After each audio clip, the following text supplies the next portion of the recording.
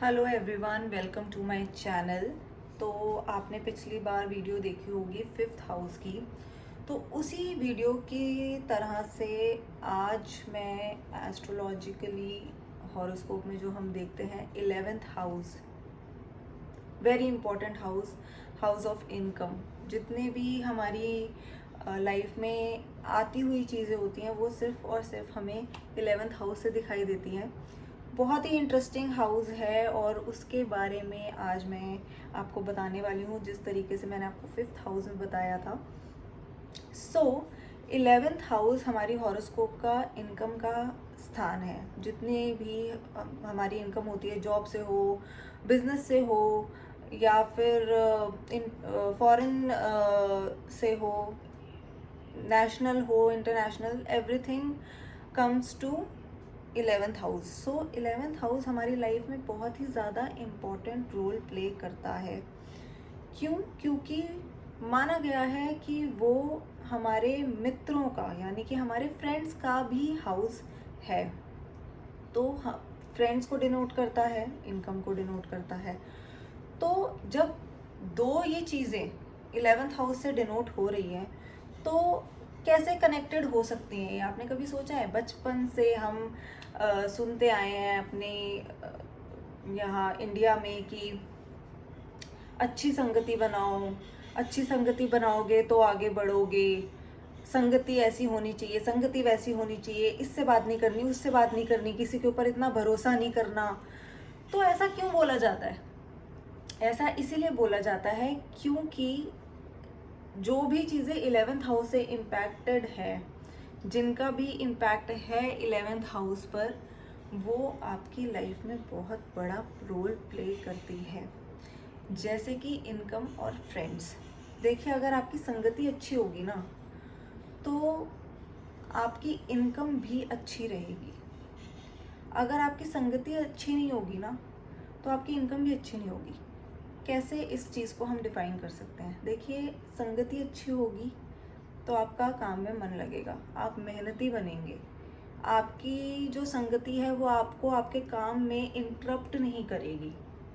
दूसरी जगह, अगर आपकी संगति अच्छी नहीं है, अगर आपका फ्रेंड सर्कल अच्छा नहीं है, तो आप उनकी तरीके से ही चलेंगे, आप अपने काम में ध्यान नहीं देंगे।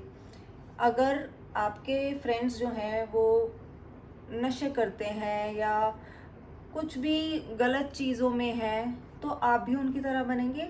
कहाँ इम्पैक्ट आएगा? आपकी इनकम के ऊपर आएगा।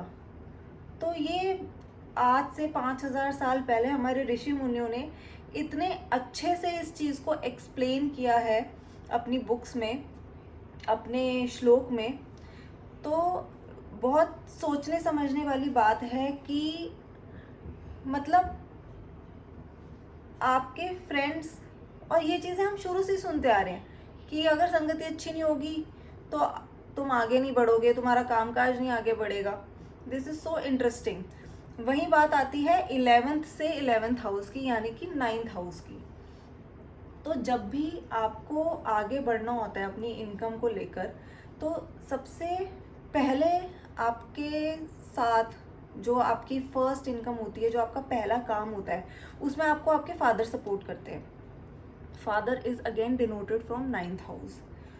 तो पूरा का पूरा जब सपोर्ट होता है फादर का, उसी के वजह से हम आगे बढ़ पाते हैं, हम आगे अपना काम कर पाते हैं, अपनी इनकम के ऊपर ध्यान दे पाते हैं। So again, because it is 11th from 11th, तो ये पूरे के पूरे आपको रिजल्ट्स देता है। देखिए, अगर कहीं ना कहीं आप जो भी काम कर रहे हैं, अगर आपके फादर का सपोर्ट नहीं है तो आपको वो काम फलेगा ही नहीं। आप कभी भी ये चीज़ नोटिस कर लीजिएगा, कभी भी देख लीजिएगा कि अगर आप अपने फादर को रिस्पेक्ट नहीं करते तो आपको वो काम नहीं फलेगा। यही अगर आप अपने फादर को रिस्पेक्ट करते हैं, आप उनको अपनी इनकम में से कुछ हिस्सा देते हैं, तो आपकी इनकम भी बढ़ेगी, संगति भी अच्छी रहेगी और सारे के सारे काम अच्छे से होते जाएंगे। क्यों?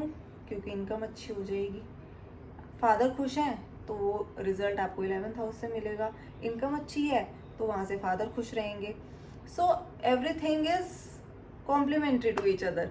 सो ये बहुत एक इम्पॉर्टेंट टॉपिक था जिसके बारे में बहुत टाइम से आपसे बात करना चाहती थी। और अगर आपको और भी कुछ इंटरेस्टिंग टॉपिक्स चाहिए एस्ट्रोलॉजी से रिलेटेड, किसी प्लैनेट से रिलेटेड, हाउस से रिलेटेड, XYZ किसी भी टॉपिक से रिलेटेड, तो आप मुझे प्लीज़ कमेंट में बताइए। तब तक के लिए आप मेरा चैनल सब्सक्राइब करते रहिए। Thank you.